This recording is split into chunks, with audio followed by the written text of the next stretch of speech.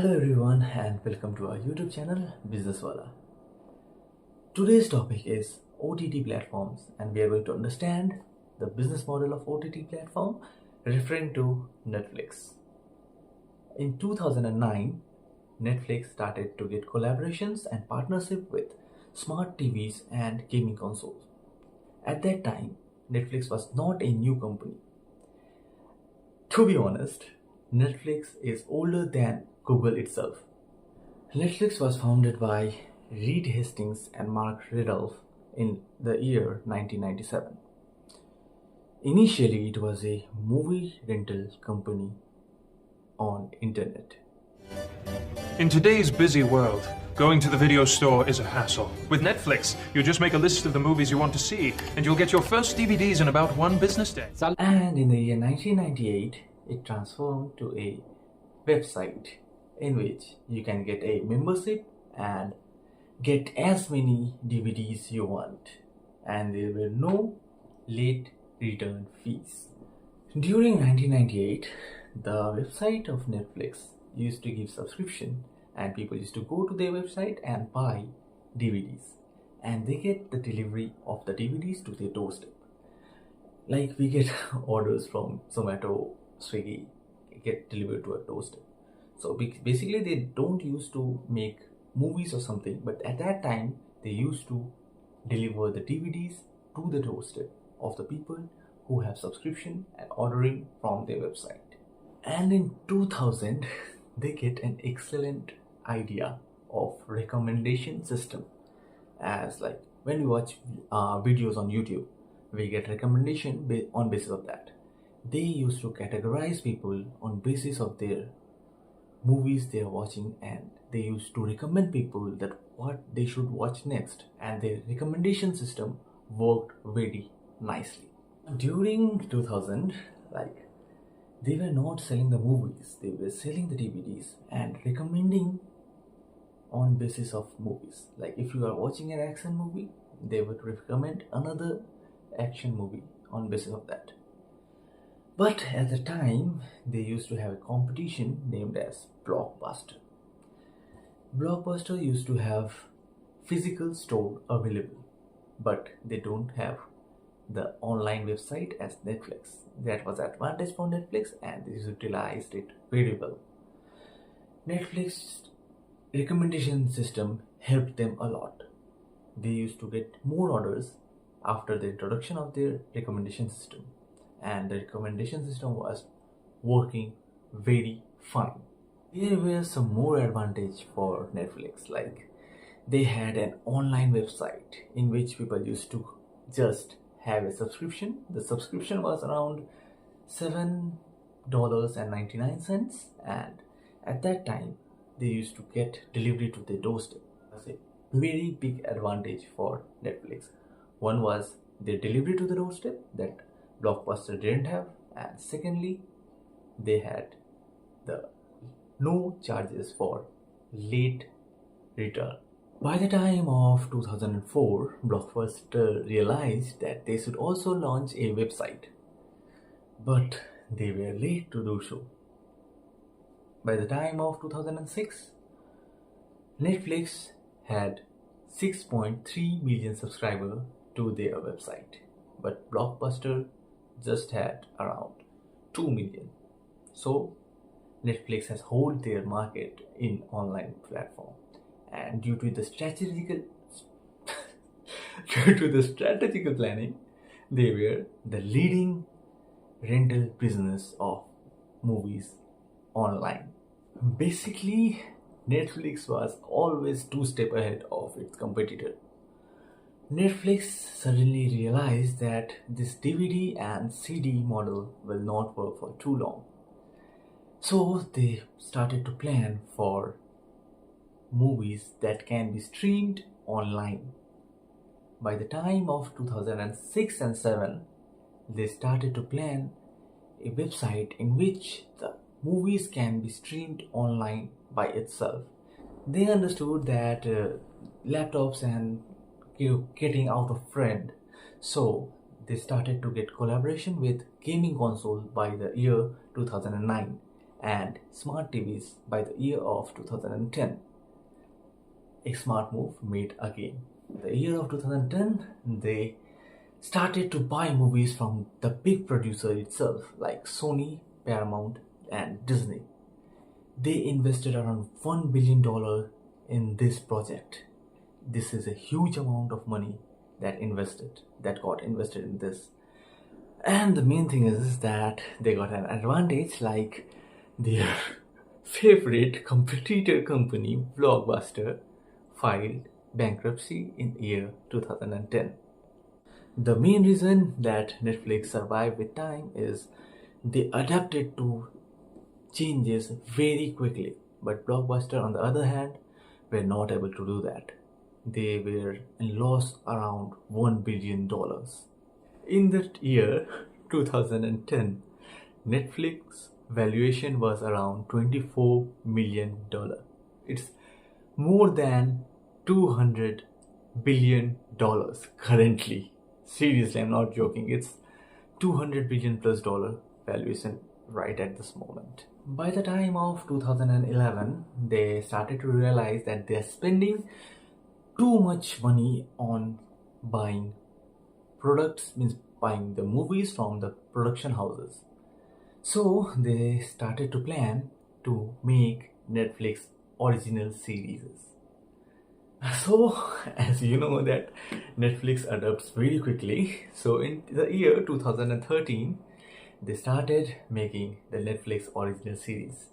The House of Cards and Orange is the New Black were the first two series launched by Netflix. After the successfulness of their two TV shows, they started to produce their own shows. Many of the shows were very successful.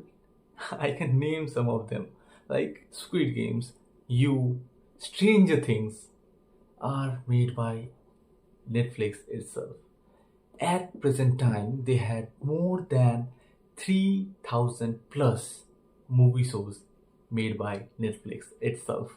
As we talk about now, Netflix has its own content more than 50%. So let's talk about India in OTT platforms. Firstly, Ambanis are market leaders in each and every aspect. Like if they see there is a chance of growth in any sector, they get into it. So Reliance Entertainment was the first to be launched in India. In 2013, they used to work on pay and use model. Like we used to pay money and they pay on demand model. Like we used to pay money and they used to get us the movie that we want to watch. But the main revolution of OTT platforms started and during the coronavirus time. People used to have huge amount of time but nothing to do. So they started to buy premiums of Hotstar, Disney. By the way, in middle of this, Hotstar also entered the market in 2015. They started to grow very well because one thing, like their premium charges were very low compared to Netflix. So the revolution of OTT started there. It made a huge impact to the OTT platform. OTT platforms grew exponentially at that time, and that was the peak moment for OTT platforms. If Ambanis come with a plan, they have like 10 to 12 solutions for them. So by the launch of Jio, they made data available to watch the content online. Like they have provided free internet as much as you can use, so people started to watch as much as possible. These two revolutionized the OTT platform basically. So let's understand how this OTT platforms generate money. There are basically four type of models in which OTT platforms work. First is AVOD model, advertisement based video on demand model. Sorry, I just really forgot the name. Basically YouTube works on that, and OTT platforms like MX Player also work in this same model. Next is SVOD model, subscription based video on demand model. Like you will have to pay a subscription fees by which they will get revenue, and you will be able to play videos on their OTT platform.